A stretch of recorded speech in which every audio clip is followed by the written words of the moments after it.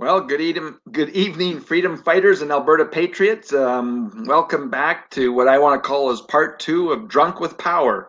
Last week, we talked a little bit about how intoxicating power is and what happens when too many of our elected representatives get up into the legislature or other positions, and how they react, and how they're almost infatuated with the fact that they've got to retain this power at all costs, and they're, to me, many times like deer in headlights. They can't respond except for to the polls that they're always pushing out there, needing to know where people are. But that isn't what good governance is about. Good governance is about looking at the Constitution and looking at the individuals and businesses, and making sure that we're actually protecting them. And we've had our system turned upside down. We have a premier who keeps talking about protecting what? Protecting the healthcare, the integrity of the healthcare. Doesn't talk about protecting the individual, doesn't talk about protecting business, doesn't talk about protecting the economy. It has been completely engulfed with protecting the healthcare, and our healthcare has been dysfunctional for 20 years. I mean, we can go back year after year and see the wait times, to see the problems with the paramedics waiting in the hallways. We can see the problems of seniors not having facilities to go to when they should be out of the hospital. And again, so we've got 20 years of a dysfunctional healthcare system that hasn't been beefed up to meet the capacity of the needs of Albertans. And so when there's a slight increase in sick people during the regular flu season, and again, I wish the government would put out those numbers and show us just how bad it's been in the past flu season, when people start getting sick. But the fact of the matter is that COVID-19 is actually, what would I say, as far as the impact on the working well and the working people in the province and our school age children, that this is not a problem for them. It's a serious problem for those people that are over 80. It's a problem to be aware of if you're over 70. And at 60, that's kind of a point where maybe you want to be careful and be aware of it. But bottom line is that we've got a totalitarian government that's handed over our lives, our ability to do things, to health.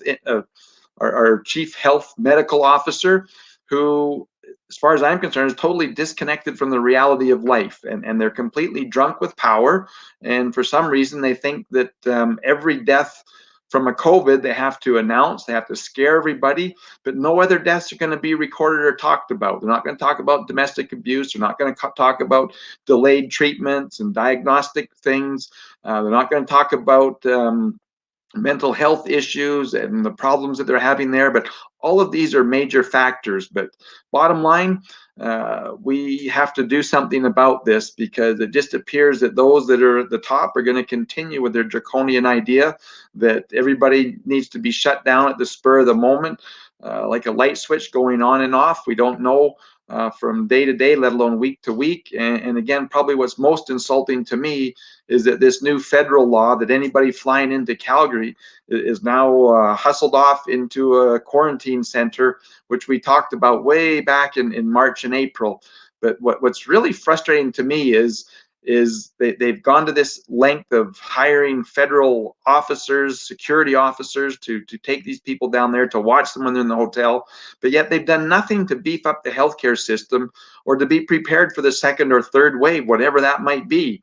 And it's just unacceptable that we go on. But there's been some really brave souls that to me have been just, I want to say, proud Albertans that have said, you know what, I'm going to open up my business. I'm going to go in. I'm going to defy be defiant to the edicts of the government. But we have two guests here tonight: Bob Blayone from Peace River, and gosh, I always want to get Chris's name backwards, but it's Chris Scott from the Whistle Stop, who's done some amazing work. But first, let's bring on Bob Blayone, and he can talk a little bit about some of the things that he's been doing and the efforts he's been making to fight for our freedoms. But Bob, really appreciate you taking the time to come on tonight. But even more important, since I met you I don't know if it's been 6 months. I've just been impressed with the work that you've been doing and the effort that you've put forward to try and free Albertans and to get our economy going again. But maybe tell us a little bit about yourself, and then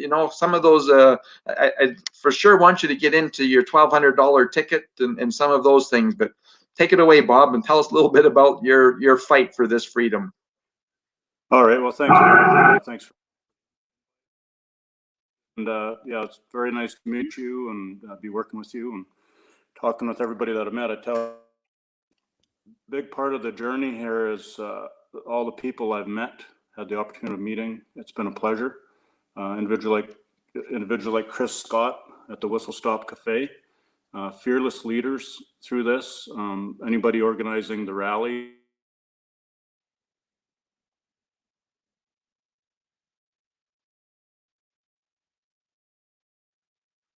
I'm going to say that's one of the blessings of rural Alberta. We don't have the best internet.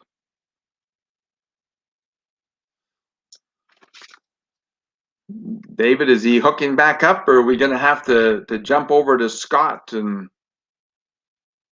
to Chris? Sorry, Chris.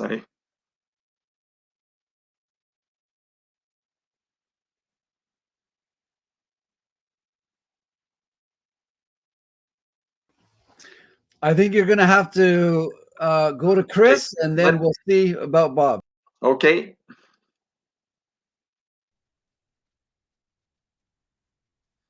Welcome, Chris. You've been in the back room. You've heard a little bit about what's going on. And again, I just can't thank you enough for being such a patriotic Albertan to stand up in defiance of these health people that have absolutely abused their authority and just destroying so many people's business and their ability to earn a living. But maybe, Chris, you're quite famous now. Lots of Albertans know about the Whistle Stop Cafe. Maybe share your story a little bit, and then we'll talk about what happened in court. Well, I wouldn't say that I'm famous as much as infamous, but yeah, originally, the driving factor at the start was watching my business dissolve in front of my eyes. That's never a great feeling. But through that, through the second lockdown and then into the extension of that lockdown, I started, like, having a place like that. You have an opportunity to talk to a lot of people, hear a lot of stories from other Albertans, and actually other people from all over Canada too. But what I was hearing was always the same thing: fear, hopelessness, stories of families having trouble because of the lockdowns and they can't get out and do anything together.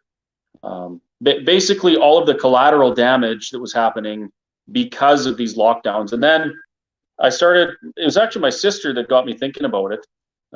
We had a conversation one day, and over the course of a few days, and we started talking about the reasons behind this. And we came to the conclusion that what the government was doing, it was completely unfair. And everybody brings up the Costco and the Walmart comparison. It's a good comparison. Yeah. And I don't want anyone to ever think that I would want them to be shut down, or that I don't think they try to do their best to manage the situation. I'm sure they do. But when you watch something like this unfold before your eyes, and you can see the idiocy in the rules and how they, it's good enough for thee, but not good enough for me. There's really no rhyme nor reason why one business is allowed and another isn't. Ambiguous rules changing, a lot of double talk and two-faced conversations from the government. When you start seeing that stuff, it just gets you thinking, why would I allow myself to be subjected to this type of treatment? It's obviously not well thought out. It's irresponsible. It's mismanagement at the very best. So at some point, you got to stand up and say, you know what? Yeah, I should follow rules, but I'm not following I'm not following garbage rules. Yeah, no, I think that the most important part for me, as you say that, is that just the hypocrisy of allowing and saying that it's okay for, like you say, Costco and Walmart and the big box stores to be open, but somehow a small area like your little Whistle Stop Cafe is the epicenter of this problem. And there is no rhyme or reason. They come up with some ridiculous reasons, but it's just wrong, and it's so damaging. Like you say, the collateral damage that the people that I've talked to, it's just heartbreaking to see what's happened to people, and people that are losing their homes and their businesses. And David, are you going to be able to get our viewers back in there? Not sure what happened, but Chris, well, I'm sure if you're off the screen, you're off of there. But anyway, so what we've got here is Chris Scott from the Whistle Stop Cafe. He was in defiant of the Alberta Health Services shut down his facility, and he actually was in court the other day.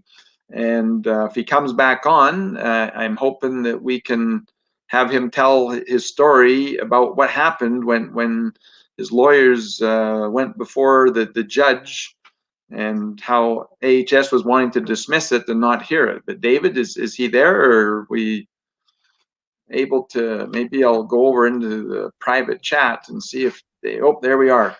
So Chris, I'm not sure what happened there. That's the joy of internet in rural Alberta. But can you tell us a little bit about your being shut down and then your day in court, and just tell the people a little bit about what happened there, because I think that's most fascinating, is what AHS was trying to do.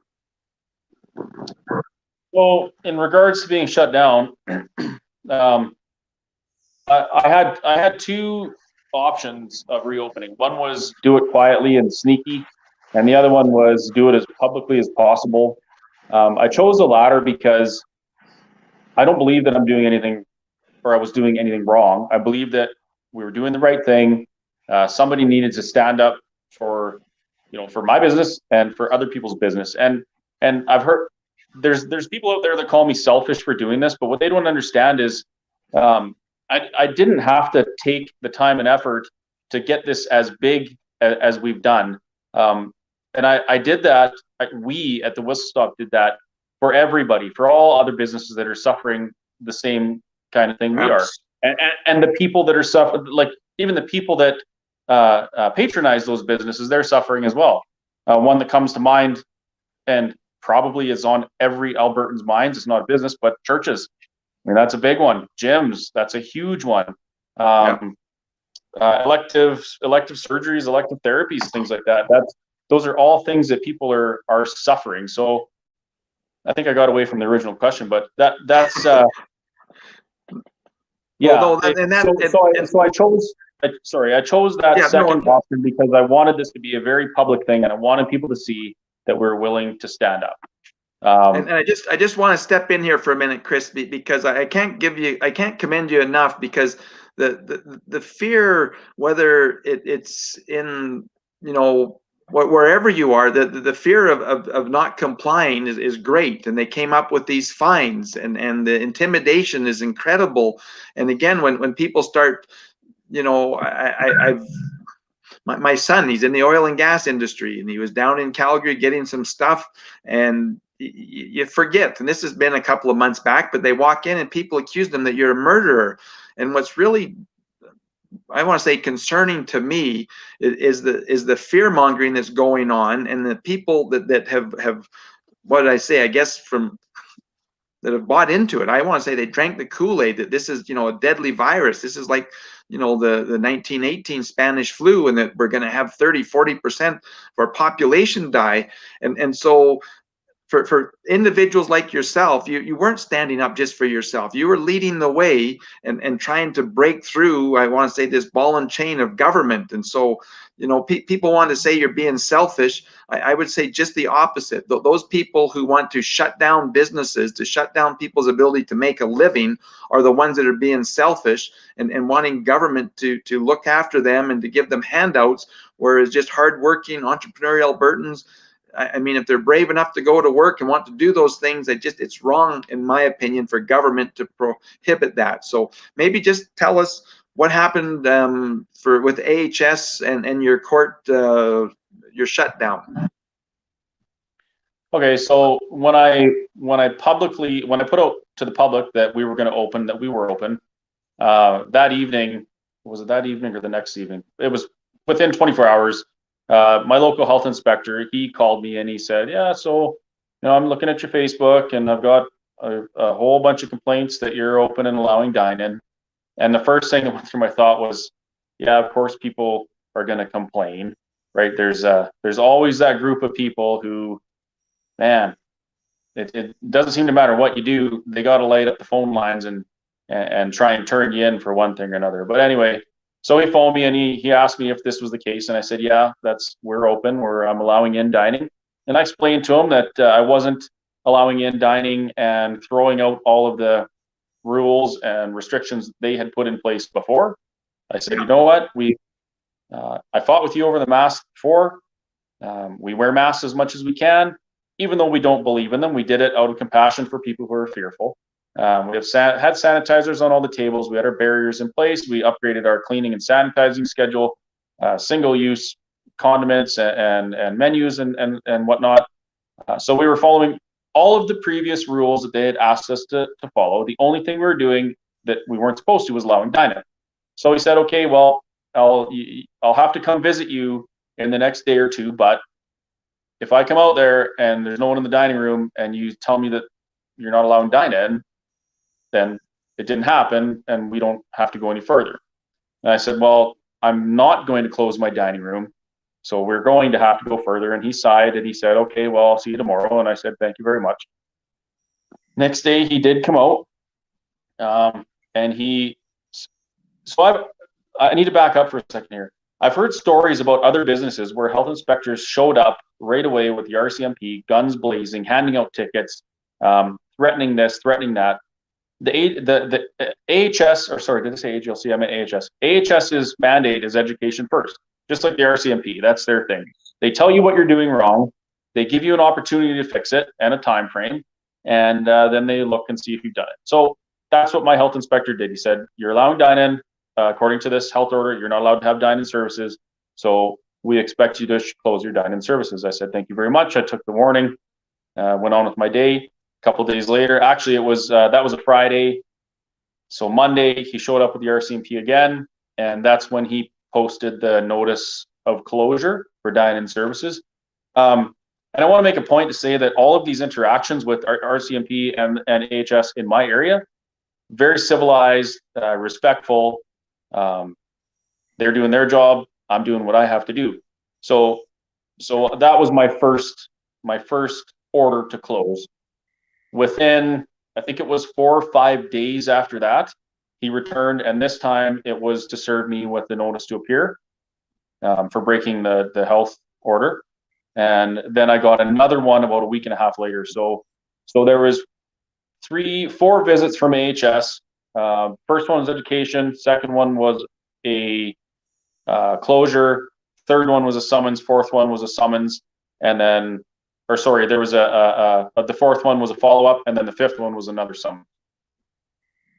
And all of these summons, are they all to the same date then? Or tell us what happened once you did you actually have a day in court, or did you settle outside? Or what exactly happened when it came to that? And it is great to hear that there wasn't the abuse, because boy, we've seen some really, really radical actions by some of the police in other parts of the province. So it is wonderful to hear in rural Alberta that they had a little better demeanor and had some respect for you and your business and your customers.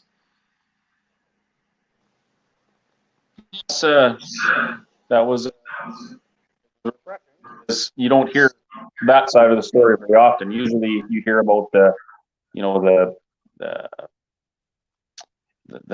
difficult conversations, the at each other's throats conversations, right? So yeah. So I haven't actually had a day in court yet. So what I was just discussing, my summons, I'm assuming that's for a fine. They didn't actually give me a dollar amount on there. It's just an order to appear in court. So at that point, I imagine that they would probably be pursuing some sort of monetary fine. What did happen towards the end was I received a notice that AHS was filing for an emergency. No, sorry, it wasn't an emergency injunction. They put an application before the court to have the court basically stamp their order and say, this is no longer an order from AHS. This is now ordered by the court. Okay. So they wanted the judge to say to me, I'm like the judge. They wanted the judge to say, I order you, Christopher Scott, to close your dining room.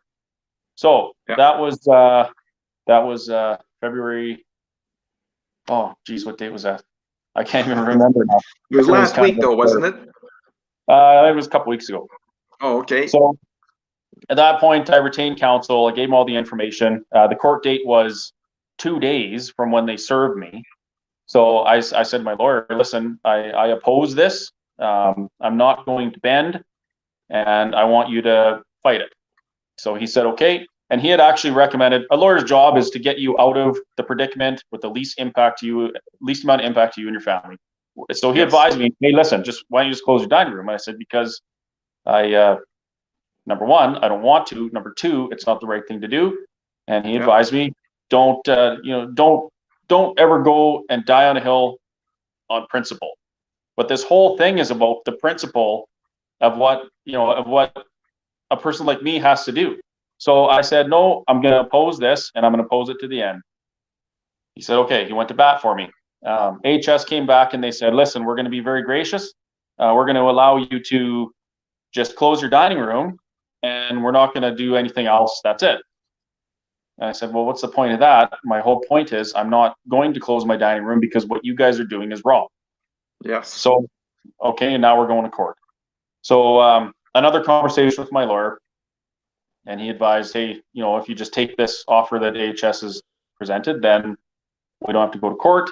We can look at it after. Oh, that's what it was. They agreed to adjourn the hearing until we had time to get everything together, because 2 days isn't enough time to launch a constitutional challenge against something. They said the only thing you have to do is just close your dining room. And I was like, no, that's the point is I'm not closing my dining room. So it ended up in court. My lawyer did a great job. And in the end, the judge said that there wasn't enough time to do a proper hearing. So she granted the adjournment. And then AHS came back and said that what was the term? By me having my dining room open was going to do irreparable harm to the people of Alberta. And that was based on the health order, because AHS had said we have this pandemic and a health crisis. So they granted an emergency injunction, and the judge ordered me to close my dining room, but not on the original application that AHS put up, or that AHS presented to the court. So a few days before, or I guess about a week before the date we were supposed to go to court, my lawyer was doing his job, getting ready to get everything done. And about 2 hours or 3 hours after he talked to AHS counsel, they filed a motion to dismiss the proceedings. So I said, okay, we'll dismiss this, but they're paying court costs, which they did. So it's a small win in that AHS didn't actually pursue that application. And some are going to say, well, of course they did, because the dining room was already open. But if I try and put myself in their shoes, and I'm trying to prove a point that, yeah, this is so dangerous that we have to take this cafe owner to court and bring it that far, why would I back down and not set an example, right? Yeah. So they dismissed it. And in my eyes, I think that once we ask for disclosure, because I said I want to see the evidence that you should have been allowed to put this order in place in the first place. Yeah. That was my whole argument. I said, this order is garbage. You don't have grounds for this. You can't give me disclosure, or you won't give me disclosure. So what exactly is this order based on? And once I presented my stance that way, that was the end of it. Dismissed. Yeah. Well, it's awesome. You got a great lawyer that said that is this demonstrably justified? Is basically what the constitutional question is can they justify this harm that they're doing? And like I say, I don't think that Albertans can thank you enough for having the tenacity to fight this through. Says no, I'm going to go to court, and people can say now they've lifted everything else, but I agree with you 100%.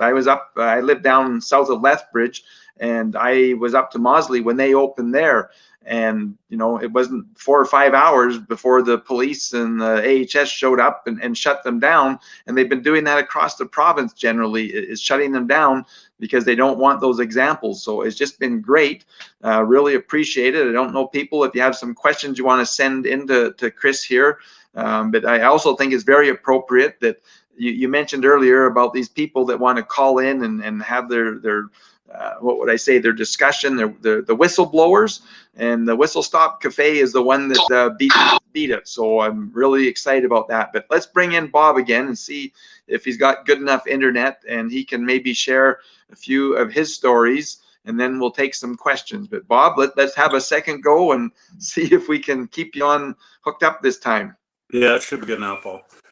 Yeah, so I don't know. I'm glad Chris actually went first, because he's the leaders, that leaders like that are leading the charge.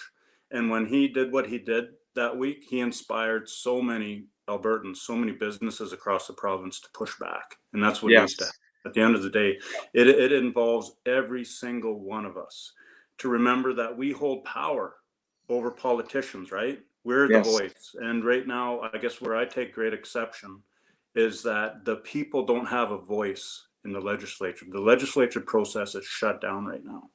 Yeah. Right. And that is so disrespectful of our leader, of Kenny, to do that. And last week, when he put a gag order on our MLAs because they were starting to be very outspoken against this lockdown, against these draconian public health orders, the pushback is getting very loud. And I think Kenny is in damage control. I'm going to try not to get too angry when I start talking about him, but I was, yourself, Paul, I was very involved in the North here in the UCP, and I walked away when, at the beginning when Bill 10 was rammed through in 48 hours. I took exception to that omnibus bill and very overreaching powers of it. And then when the 3 gentlemen got arrested at the legislature at the end of April, they were protesting that as well as the gun ban. And they were taken to the ground by sheriffs, and nothing against the sheriffs, because they were told what to do. And that's when I got really angry at my government, my MLA, for the lack of effort and the lack of willingness to do anything about that. Anyways, I'm going to stop talking because I got to get pretty angry about that. But fast forward to today, and I talk to people from across the province. I'm on a little committee here. There's 8 or 9 of us, and all the way from Lacrete, Grand Prairie, Peace River, Airdrie, Red Deer. I'm hoping Chris will join us on that committee now. Pincher Creek, Calgary, and Edmonton. And it's just what we are is just community leaders that are just, we want what's best for everybody, and we want everybody to be heard. And it's, just connecting people is what we're doing. We have James Kitchen sits on the committee, so we got good constitutional law advice from him. David Dixon is also, a wealth of information, and everybody on that committee serves a certain purpose and fills a certain role. But what's happening, I see today, and when I talk to people from across the province, every region, the police services are acting a little differently, I see. And what I've acknowledged now is that it depends upon their municipal governance, where they're, which way they're being directed. So now in Peace River, we have a very aggressive mayor. And I got to be careful when I start talking about the guy, because I don't have any respect for him. I'll be honest with you. He's rules with an iron fist. And I'm going to tell you, I can speak freely about this. They passed a bylaw in Peace River. It's bylaw 1962, passed January 1st, 2016.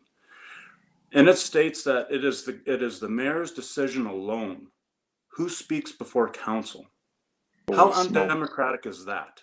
And you know what? Shame on our councillors that passed that, right? So what was a warm up for me in this terrible situation of the day with COVID and this tyranny that we're experiencing, and the lack of democracy and the disrespect for our Canadian Charter of Rights and Freedoms. I had a warm up with this little airport of ours in Peace River here. And, for 1 year, we worked on this little airport trying to save it, and traveled the north to all other airports and as far away as Fort Smith, trying to find answers, solve, some issues with this little airport here that was in survival mode. But I tell you what, not one time were we given the opportunity to speak before council, and our committee was small. There was 3 of us on it, right? And we had the best intentions. We weren't doing it for any self-serving purposes. So now, fast forward to today, when even our MLAs, our elected representatives of the people, cannot have a voice, cannot ask questions of what's going on today.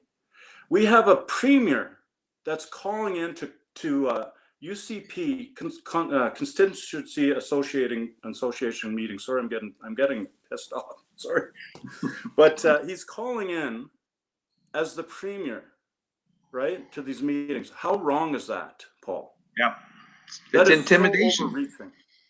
Well, it's intimidation from the top down, and this is what we see in police states around the world. Yeah, it's intimidation, and you know why? Because he knows the people are done. And so there was a policy put forth last fall to UCP AGM, and somebody was thinking, somebody saw this coming, a group of people, obviously, and it's a leadership review policy, and we need 25% of the CAs, or 22, to call for it, to make it happen. And I wonder why he's calling into these CAs now, to these board meetings. Intimidation, right? Absolutely. He's not going to stop the people. I don't know what's going on, and I don't know. And you know what? I don't need to guess, but I just know what's wrong. I just know what's wrong. And so back to Peace River here, we have a mayor that's also very aggressive, that is dictating to the police on how to handle this situation, right? Yes. And being very aggressive towards the citizens. And it's what I see. From my perspective, I see the police as being, to keep the peace, peacekeepers. And Absolutely. what breaks my heart. I just want to interject here for a minute. The whole purpose of government for me, and the purpose of the sheriffs, the police, the peace officers, is to protect the individuals. And as I said earlier, it's been flipped upside down. They're not worried about protecting the individual. They're worried about protecting the legislation or the edict that's been put out there. They're not worried about a business and conducting an honorable business. No, they're worried about shutting it down. And so it's been flipped upside down. And again, like you say, that we just can't thank people like Chris and yourself enough. But just tell us about what you shared with me in your local place there in Peace River with the tickets, and again what the manager did afterwards, and just the behavior of the police. But again, it just keeps going back to what you say. It's our local and provincial and federal elected people that are doing this and using the state and the police to clamp down and destroy people's lives and businesses. Right. So my wife and I both got $1,200 COVID tickets for not wearing masks in Karen's Kitchen in Peace River. Karen tried to open up, and we thought we had 5 businesses opening up that day, but they stood down, and Karen was she was the lone fighter in that. And I got so much respect for Karen for what she did in this. And she took a different approach than Chris. She made it very clear that she wasn't going to enforce masks on her customers or her employees.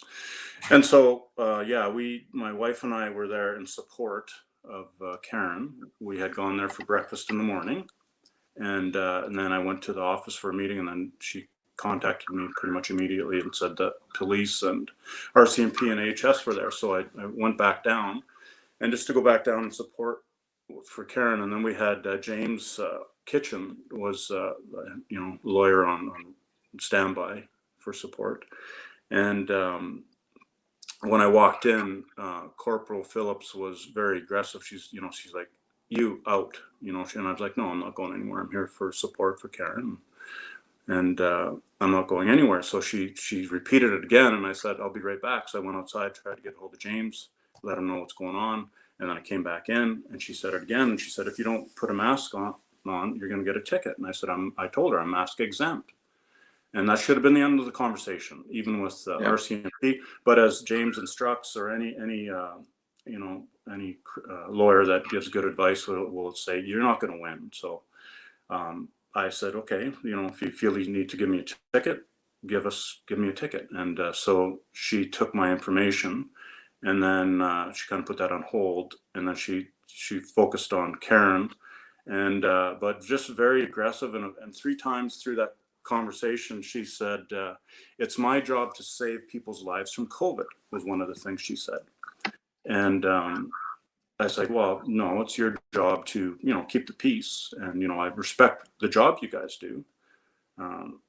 But let's not go down that road. And another thing she said was, there's a couple people in town here spreading COVID on purpose. And Dana called her out on that one. I mean, I don't know. It was really quite strange.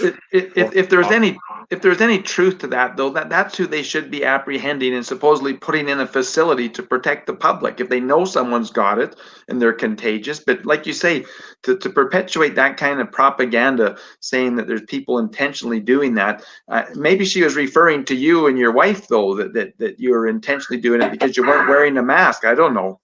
Could be. I mean, she did make a reference to social media. I'm very vocal on social media. Anybody that follows me there will see that I'm, it's funny. I get swore at. I get called names for sharing the science, the science of John Iadini's or of Dr. Ari Jaffe. Some of the good, credible people. And when people start swearing at me, or calling me very, very bad names, I see it for what it is. They're gripped by the fear of it all, right? They don't have any rationality or reason anymore. That's the fear taken over them. And so I guess when it comes to people that are like RCMP, if they are compromised, I guess, by the fear of it all, I question that. I'm like, should they be in that role? Right? Should they be doing that? And I challenge, and I haven't done it yet. I'm going to deliver to this detachment. Is it, I have a letter from James that goes over the health orders and Alberta Human Rights Act. I have, I'll have all the science for them. John Iadini's, the global serology study that's done, that shows that people under 7 years old is 0.05% infection fatality rate. That's just a fact. Yeah, where children have a better chance of being struck by lightning than of dying from or being harmed by COVID-19. I want to give that to them, and I want to give them the science on PCR testing. That it is being used. Jason Kenney admitted 4 times publicly on record that it's being used in a fraudulent methodology. That at 41 cycles, it creates 95% false positives. That's a problem. I wish that our RCMP and our, would do a better job of researching that themselves. And then they would see when somebody like Ari Jaffe takes exception to these public health orders and the lockdowns, a 25-year infectious disease expert in Edmonton at the U of A Stollery Hospital, I would hope that they would at least listen to that guy. Like, who's Bob up in Northern Alberta? But I mean, there's a guy that's 25 years in the business, or Dr. Roger Hodgkinson, a PCR testing expert. That tried to to talk to them, and he was cast aside. He was had death threats against him. Hey, Paul. I mean, it's. I've actually talked to him 2 or 3 times in the last week. I'm actually going to have him on next week as a guest. But he became kind of infamous or famous. I'm not sure which side of the coin it is. When he was taped, talking to Edmonton City Council, trying to tell them to stand down, quit attacking the working well. And no, I'm like you. It's so concerning that I think everybody, including myself, when you go back to last March a year ago, and we saw what was happening in Italy and we saw what was happening in New York, it was scary. I think that that was enough to people to step back and say, whoa, what's happening here? But within weeks, they started to understand what the problem was, and they've never changed their position though. It's just always been that this is a deadly virus and we have to shut down the world's economy, and only the big box stores can stay open. And it's just been an incredible attack on the individual's freedom, their right to carry on work, and for a business to be open. And I just have to say, Bob, I myself, when I look at it and we read those things, I can't believe that the eyes haven't been opened and the politicians have backed down. Because when you look at such places like Florida, and if you superimpose Florida over the places of California, that's been really strict on their lockdowns, whereas Florida has been one of the most lenient, and the graphs are the same. If I didn't have them labeled, you'd be very hard put to say, oh, this one must be Florida or this one must be California, because that's the amazing thing about a virus. Once it's out of the box and it's starting to be out there in the world, it's just very difficult to contain, and they failed to do it. And again, Dr. Hodgkinson and David Dickinson both have said that, you know, what we need to do is to protect the seniors. And again, Lieutenant Colonel David Redmond, you know, who used to be in charge of emergency in Alberta, has talked, you know, till he's blue in the face that no, what we need to do is to protect the seniors and lock down the senior care facilities. But I agree with you. It's just been crazy the way we keep going on and on. But you haven't had your opportunity yet, or your tickets have not been dropped yet. Is that correct? No, we were told, what's today? We were told on Friday that our tickets are in the queue now, so we'll be getting a letter. I mean, every ticket's been withdrawn by the Crown. Yep. Right? But I'm considering, and I will do it, asking for disclosure like Chris did. And I didn't know this until David informed me I could do that last week. And I think I will, you know. I think it's important for a lot of people to do that. You say disclosure, show me the science. I want to see it, right? I want to know why I was harassed by you, right? What did you do that for? Yeah, the JCCF, that's been their whole case. It is show us, to demonstrate with the science why you've shut all this down. And I don't know if you follow Randy Hillier, the MPP from Ontario. I mean, his case he was supposed to be in court, I think, on the 7th of January. He shows up there and it doesn't show up on the docket. They say, oh, we don't know. But that's the thing that they're doing the most, is that nobody's getting their day in court, because they can't demonstrate it, so they don't want to go to the court and get struck down. And that's why, to me, it's so important that people like yourself and Chris continue to push this, so that people's eyes are opened and realize that the government and AHS isn't willing to go into the courts to demonstrate, because they can't. The science isn't there. Yeah. No, the Justice Center has the study they did called Flying Blind. Did you read that one? Yes. Yeah. So that's, you know, that's very damning evidence, you know, from January 1st of 2020 to August 31st, there was, you know, there was 3,000 less people died across Canada during those dates.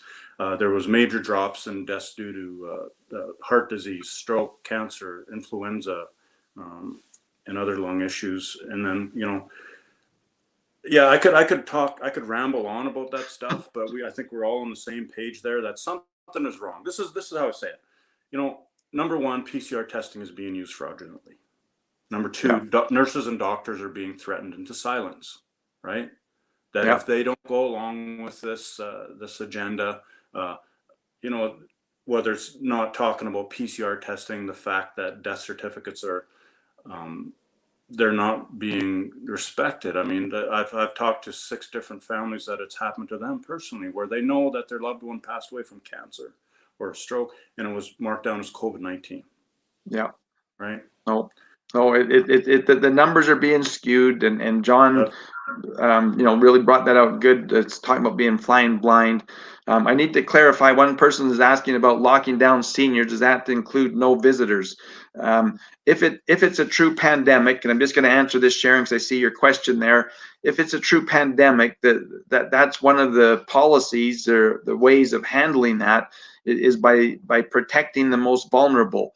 And again, one of the things that's really frustrated me, and I think that Lieutenant Colonel Redmond talked about this, is that we could be opening up, instead of having hotels for isolation facilities for people who are flying back.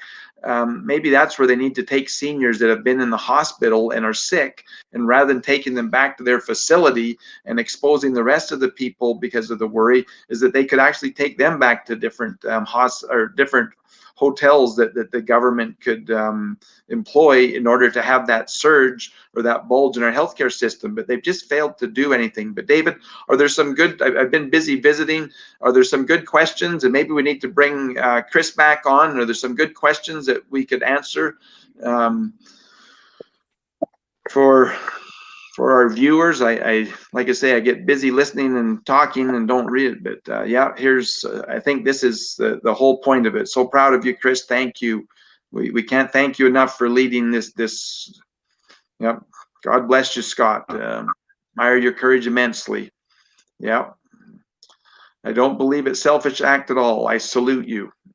More good support for you. Good for you, Chris.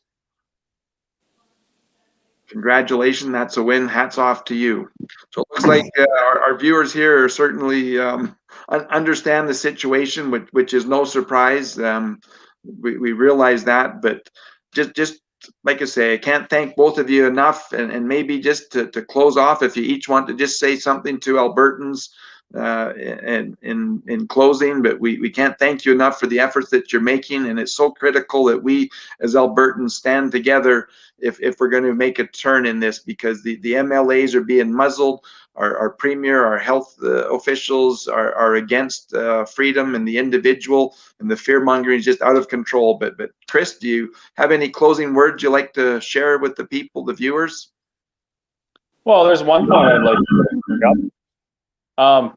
I don't know about you or Bob or the viewers out there, but how many of us get to tell our parents what to do? I don't. My mom, she still tells me that she brought me into this world, she could take me out, and I'm 41 years old. So who's asking the vulnerable and the elderly what they want? I've heard comments about protecting the vulnerable and protecting the elderly, and of course, I absolutely 100% agree with that. And one of the points I've made in the last little while is I found out about a month ago that AGLC, the gaming in the casinos and gaming, along with the liquor sales in those facilities, they put a huge amount of money into our healthcare system. Talking with the AGLC, one of the numbers they threw out there is up to $18 million per day. That's a big number. Now, another thing I've learned through this whole thing is that long-term care facilities are severely underfunded. It's been, now this isn't anything new. This has been going on for years. Acute care facilities, they get whatever they want. Long-term care facilities, and this is going to sound really cold, but this is coming from the people that are there and the people that take care of the people in there. Long-term care facilities, people go there to die. It's the end of life care facility. It sucks, but it's been like that. That's just the reality of the situation. Now, I've had people in my restaurant who are obviously, they're getting on in years. One lady, I said, I introduced myself and she was really happy to meet me. And I said, jokingly, geez, you got to be 100 years old. Aren't you scared being here? Like, aren't you worried that you're going to contract this COVID and you're going to get sick and die? And she said, you know what? If I can't be alive, I don't want to live. So how many people that are saying, let's lock these seniors up, isolate them? These are people, a lot of them, they understand that they don't have a lot of time left. They want to spend this time with their family. And how many people have asked them, do you want to spend your last days isolated and locked up, or do you want to spend it with your family? Or what is your choice? Are you willing to take the risk of contracting a virus, whether it be the flu A, flu B, colds, COVID, whatever, or do you want to see your family? And that, you think about the stories that we've heard, and we've all heard them, about seniors dying alone. BC was giving families iPads so they could say their goodbyes while their family members died. That is absolute BS. And I guarantee you that every single one of those people that had to go through that with their family If they were given the choice to say, you may get COVID, or you may give your elderly, vulnerable family member COVID, who is, maybe they have 6 months left, maybe they have a year. It just blows my mind. Who are we to make the decisions for those people? Ask them what they want. That's the whole. Those people in those positions at that age, these are the people that built the country. They're the people that fought for the country. And here we are, people 25, 30, 40 years old saying, oh, we need to lock them away and keep them safe from a virus. No, that's crap, and they should be asked. Oh, I've been amazed, and my mother's one of them, that she would much rather for her children and grandchildren to come and visit her, but the facility's shut down. My two sisters are the ones who are on the list to visit her, but so many have said that this isn't living, is to be in isolation, and that's what we do to prisoners that are problems, is we put them into isolation and don't let them mingle with the group. But my mother's 100% with that. It's wrong. She wants visitors to come, but they won't let them in there. But anyways, Chris, really want to thank you. Bob, any parting words? No. And with that, I just wanted to read a quote by Dr. Ari Jaffe in regards to that. He says the focus should be on protecting people over 65 while also protecting their right to live as they choose. Right? Yep. Important. Yeah, we gotta. Anyways, my message to Albertans is to stand up. Now's the time to go. Support guys like Chris, support their businesses, support one another, and support everybody's rights and freedoms. It's time to take it back. Time to go. And I just want to sum it up by saying, a lot of people don't want to be involved with politics. They don't want to choose one party or another party. I understand that, but this is a time where people have to make decisions and choose which side you're on. And are you on the side of a government and in a party that wants to strip and take away your freedoms, or do you want to be on one that's actually going to protect them and realize that the proper role of government? And so I can't encourage people enough that this is a political problem. And I believe the easiest way to solve this is through politics. Get active, call your MLA, call your representatives, and let them know how you feel. And again, bottom line for me is if only 20% of the people want to be out and about and to use their freedom, the other 80% shouldn't be allowed to say no. There's no such thing as tyranny of the majority in a free and civil society. They have the right to stay home. They don't need to go to the whistle stop. They don't need to go to the grocery store. They can stay home. But to tell those people who want to earn a living, who want to be out and serve others, to say they can't do it, to me is just wrong. But we want to thank the viewers, thank the words of encouragement to these gentlemen that have been outstanding Albertans. And we'll talk again soon. And again, next week, we'll be having on Dr. Roger Hodgkinson, who has a world of experience, and he'll share his ideas. But thank you, and good night, and God bless you all. Thank you, Paul. Thank you.